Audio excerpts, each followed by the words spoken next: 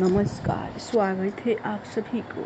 आज की विषय है श्री कृष्ण कहते हैं सुई को ऐसे जल चढ़ाने से मनुष्य की आयु कम होती है, जाने सही विधि। दोस्तों, एक बार नारद जी भगवान श्री कृष्ण के पास आते हैं और उनसे पूछने लगते हैं, हे प्रभु, सुई को जल देने का क्या औचित्य है? सुई को जल क्यों दिया जाता है? सुई को जल देने से क्या फायदे हैं तथा सुई को जल देने की सर्वोत्तम विधि कौन सी है? तब भगवान श्री कृष्ण नारद जी से कहते हैं, हे देवसी, आपने समस्त मानव जाति के कल्याण हेतु उचित प्रश्न किया है। सूर्य देव की उपासना अत्यंत शुभ फलदायी है। प्रत्येक मनुष्य को सूर्य को जल अवश्य देना चाहिए। हे देवसी, मैं आपको एक अत्यंत पवित्र कथा सुनाता हूँ, जिससे आपकी द्विधा समाप्त हो जाएगी और आपको आपके सभी प्रश्नों के उत्तर भी मिल जाएंगे। जो भी इस कथा का श्रवण करता है उसे 100 वर्षों तक सूर्य को जल देने का फल प्राप्त होता है। इसलिए आप इस कथा को ध्यान से पूरा जरूर सुने। तो दोस्तों, भगवान श्री कृष्ण ने सूर्यदेव की महिमा का वर्णन करने के लिए नारद जी को एक अत्यंत पवित्र कथा सुनाई है। इस कथा में सूर्य को जल देने की सही विधि और अत्यंत शक्तिशाली सूर्यदेव के मंत्र के बारे में बताया है। इसीलिए आप सभी इस कथा को ध्यान से पूरा अवश्य सुने। इस कथा को सुनने मात्र से ही आपको सूर्य को जल देने का फल प्राप्त होता है। तो चलिए शुरू करते हैं इस पवित्र कथा को। भगवान श्री कृष्ण कहते हैं, हे देवसी, प्राचीन काल की बात है। मध्य देश में एक अत्यंत प्राचीन शोभायमान नगरी थी। उस नगरी में एक ब्राह्मण मनोहर अपनी पत्नी मायावती के साथ निवास करता था। मनोहर शास्त्र ज्ञान में पारंगत था, किंतु उसने अपने ज्ञान का कभी सदुपयोग नहीं किया। उसने उसके ज्ञान का उपयोग केवल धन कमाने के लिए किया। मनोहर ने अपने जीवन में कभी दान धर्म नहीं किया, कभी सूर्यदेव को अदय नहीं दिया। वह अत्यंत स्वार्थी और दंभी स्वभाव का था। फिर एक दिन वह वन से जा रहा था तो एक विषैले सड़क के काटने के कारण मनोहर की मृत्यु हो गई। मृत्यु के बाद मनोहर को यम के दूत यमलोक ले गए। वहाँ यमराज ने मनोहर के पाप और पुण्य का मूल्यांकन किया और मनोहर को नरक में डाल दिया।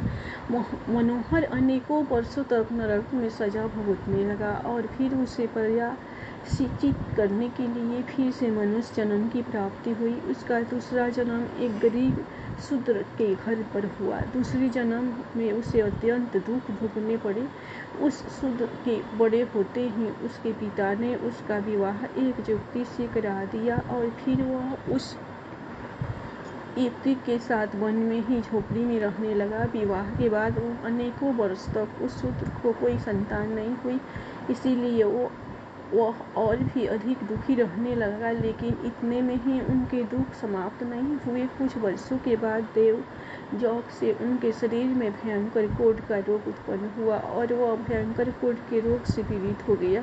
उसके शरीर पर अनगिनत जख्म हुए जिनसे स्पर्श निकलता रहता था। वह कोढ़ी शूद्र अब कुछ काम भी नहीं कर सकता था और दिन भर घर पर ही पड़ा रहता था। उसकी पत्नी एक पतिव्रता नारी थी। उसने पति को कोढ़ होने के बाद भी उसका साथ नहीं छोड़ा और वह उसकी नित्य सेवा करती रहती थी। वह अपने पति को ही परमेश्वर मानकर उसकी पूजा करती थी, उसके लिए भोजन का प्रबंध करती थी, उसे स्नान कराती। वह शूद्र अनेक बार मन ही मन सोचता रहता कि किस जन्म के पाप के कारण उसे यह कोढ़ रोग हुआ। ऐसा सोचते हुए वह बहुत ही निराश और उदास रहने लगा।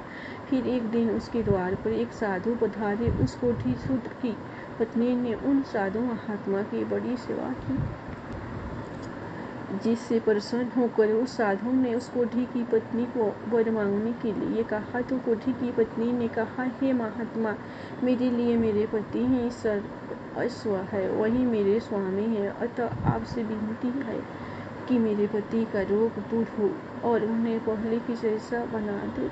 इस पर उस साधु महात्मा ने कहा, हे देवी, यह रोग तुम्हारे पति को उसके पिछले जन्म के कर्मों के कारण प्राप्त हुआ है। यही विधि का विधान है, मैं इसमें हस्तक्षेप नहीं कर सकता। ईश्वर मनुष्य के उसके पाप कर्मों का दंड अवश्य देते हैं। कोई भी हमसे चूक नहीं सकता, कोई भी इससे चूक नहीं सकता, किंतु मैं तुम्हें इसका उपाय बता सकता हूँ। इस रोग से बचने के लिए केवल एक ही उपाय है, तुम अपने पति को लेकर सूर्यदेव की शरण में जाओ और सूर्यदेव की नित्य उपासना करो। सूर्यदेव की कृपा से तुम्हारा पति क्रोध से मुक्त हो जाएगा और उसे कामदेव के समान रूप प्राप्त होगा। फिर उस साधु महात्मा ने उस स्त्री को सूर्यदेव की उपासना की विधि बताई। उस विधि को जानकर उस कोठी की पत्नी ने अपने पति के साथ मिलकर पूरी निष्ठा और सदा से सूर्यदेव की उपासना की और देखते ही देखते कुछ ही दिनों में उसका पति पूरी तरह से ठीक हो गया। वह कोढ़ के रोग से पूरी तरह से मुक्त हो गया और सूर्यदेव की कृपा से उसे सुंदर रूप, बलवान शरीर तथा धन संपत्ति की प्राप्ति हुई और वह कोढ़ी शूद्र बहुत धनवान बन गया।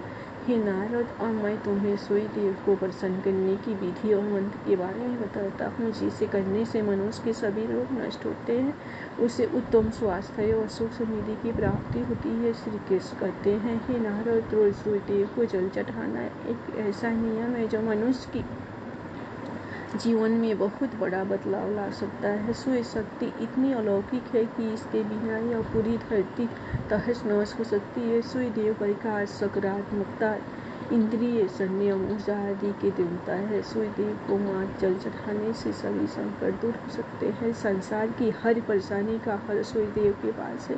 सूर्य देवता की उपासना करने से आत्मा की शुद्धि होती है और मनोबल बढ़ता है। सूर्यदेव के समय सूर्यदेव की किरणों से वातावरण पवित्र और सकारात्मक बन जाता है। यदि प्रतिदिन सुबह स्नान करके सूर्य देवता को मंत्रों का उच्चारण करते हुए जल चढ़ाते हैं तो इसके कई फायदे होंगे। कुंडली में अन्य ग्रहों की तरह ही सूर्य के शुभ या अशुभ स्थिति में होने से जीवन पर भी इसका शुभ या अशुभ प्रभाव पड़ता है। कुंडली में सूर्य यदि शुभ स्थिति में है तो हमें समाज में भरपूर मान सम्मान, यश और प्रसिद्धि मिलती है। वहीं कुंडली में यदि सूर्य अशुभ स्थिति हो तो इसके विपरीत परिणाम मिलते हैं। इसलिए कुंडली में यदि सूर्य की स्थिति मजबूत करनी है तो ज्योतिष शास्त्र में कुछ ऐसी चीज़ों के बारे में बताया है जिन्हें पानी में डालकर सूर्य को उदय देने से शुभ परिणाम प्राप्त होते हैं। किंतु मित्रों, कई मनुष्य सूर्य को जल देते हैं समय बहुत सी गलतियां कर बैठते हैं। सूर्य को जल देते समय महत्वपूर्ण नियमों का पालन नहीं करते हैं। गलत तरीके से उदय देकर सूर्यदेव का अपमान नहीं करना चाहिए, अन्यथा मनुष्य को कई कष्टों का सामना करना पड़ सकता है। साथ ही केवल सूर्य देव को जल देने से फल की प्राप्ति नहीं होती। सूर्य को जल देते समय विधि का पालन करते हुए सूर्यदेव के मंत्र का जाप करना भी आवश्यक है, तभी सूर्य को जल देने का फल मनुष्य को प्राप्त होता है। शास्त्रों के अनुसार सूर्यदेव अप्रसन्न होने पर मनुष्य का बुद्धि का नष्ट हो जाता है, उसे चारों ओर से अपमान का सामना करना पड़ता है। ऐसे व्यक्ति की आंखों की रोशनी चली जाती है और उसे उचित भोजन प्राप्त होता है। फलस्वरूप व्यक्ति की विद्या नष्ट हो जाती है, उसकी स्मरण शक्ति कमजोर होती है, पिता पुत्र में आकरण की वाद विवाद होने लगता है। सूर्य देवता रुक जाने पर व्यक्ति पर गलत इल्जाम लगते हैं और इसके हाथ से अनजाने में कई अपराध हो जाते हैं। इसलिए व्यक्ति को अनिष्ट कार्य करके सूर्य देव को रुष्ट नहीं करना चाहिए। सबसे पहले मैं तुम्हें सूर्य को उदय देने का अर्थ बताता हूँ। सूर्य के उदय देने से तात्पर्य यह है कि सूर्य देवता को भक्ति भाव से जल अर्पण करना। यह जल दोनों हाथों की ओर जल बनाकर या तांबे के पात्र में शुद्ध जल भरकर उसे सूर्य देवता को समर्पित करें। लेकिन ध्यान रहे कि यदि हाथों की ओर जल बनाकर सूर्य देव को उदय दे रहे हैं तो हाथों की तर्जनी और अंगूठे को एक दूसरे से जोड़कर ना रखें, यानी कि एक दूसरे का स्पर्श न होने दें। दोनों हाथों के अंगूठे को फैला कर रखें। यदि हम तर्जनी और अंगूठे को जोड़कर रखते हैं तो यह राक्षसी मुद्रा बन जाती है और इस मुद्रा में सूर्य को उदय देना अशुभ माना जाता है। यदि पात्र में जल भरकर सूर्य देवता को उदय दे रहे हैं तो भी उस पात्र को दोनों हाथों के अंगूठों का स्पर्श न हो, इसका ध्यान रखें। उदय देते समय अपने दोनों हाथों को ऊपर उठाकर पात्र को पकड़े और सिर झुका कर रखें। सूर्य देवता को उदय हमेशा सूर्योदय के समय देना चाहिए। उगते हुए सूरज की उपासना करना हमेशा ही शुभ होता है। सूर्य के 2 घंटे बाद सूर्योदय के 2 घंटे के बाद उदय देने का कोई भी औचित्य नहीं होता है। यदि किसी कारणवश आप सूर्योदय के समय उदय न दे सके तो 3 बार उदय देने के बजाय 4 बार उदय दे और सूर्य देवता से क्षमा मांग ले, इससे दोष कम हो जाता है। सूर्य को जल तांबे के पात्र में ही देना चाहिए। तांबा वो सूर्यदेव की प्रिय वस्तु माना गया, इसलिए सूर्य को जल देने के लिए केवल तांबे से बने पात्र का ही प्रयोग करना चाहिए। अन्य धातुओं से बने पात्रों में सूर्य को उदय देने से कोई लाभ प्राप्त नहीं होता। परमात्मा ने सूर्य को जगत में प्रकाश करने, संचालन करने, अपने तेज से शरीर में ज्योति प्रदान करने तथा जठराग्नि के रूप में अमाशय में अन्न को पचाने का कार्य सौंपा है। इसी कारण से तांबे के पात्र में रखे जल को पीने से व्यक्ति पेट से जुड़े रोगों से भी मुक्त हो जाता है। उस तांबे के पात्र में गंगा जल या पवित्र नदियों का जल भरे और ऐसा संभव नहीं हो तो शुद्ध जल का प्रयोग करें। मात्र जल को कभी भी उदय नहीं देना चाहिए। जल के पात्र में जल के साथ मुख्य रूप से कोई भी लाल फूल, लाल चंदन और अक्षत जरूर डालें। आप चाहे तो इस जल में थोड़ा सा भी घी, शहद, दूध या गुड़ इत्यादि मिला सकते हैं। सूर्यदेव को उदय देने का सही समय तब होता है जब सूर्य लालिमा लिए हो, अर्थात जब प्राप्त काल में सूर्य लाल रंग का दिखाई दे तो उस समय उदय देना सर्वश्रेष्ठ फल देता है। यदि किसी मनुष्य ने सूर्य को उदय देने का संकल्प लिया है तो यह संकल्प कभी नहीं तोड़ना चाहिए। जितने दिनों तक कोई संकल्प लिया हो उतने दिन सूर्य को उदय अवश्य देना चाहिए। यदि संकल्प को पूरा नहीं कर सकते तो ऐसा संकल्प नहीं करना चाहिए, इसे सूर्यदेव रुष्ट हो जाते हैं। दोस्तों, भगवान शिव ने सूर्योदय को जल देने का मंत्र बताया है जिसका उच्चारण अवश्य करना चाहिए। यह मंत्र इस प्रकार है: ओम खगोलकाय नमः। इसके अलावा ओम खिड़ी सूर्याय नमः इस मंत्र का भी जाप कर सकते हैं। इस मंत्र का उच्चारण करके सूर्य को जल देने से दरिद्रता का अंत होता है और व्यक्ति को सुख समृद्धि की प्राप्ति होती है। श्री कृष्ण कहते हैं और सूर्योदय की महिमा परम्पार है और प्रतिदिन ही हमें उनका आभार मानना चाहिए, परंतु मुख्य रूप से रविवार का दिन सूर्य देवता का दिन माना जाता है। इसलिए कुंडली से सूर्य दोष को दूर करने के लिए रविवार के दिन विशेष रूप से सूर्य देवता का उपासना रखना चाहिए और सूर्य से संबंधित वस्तुओं का दान करना चाहिए।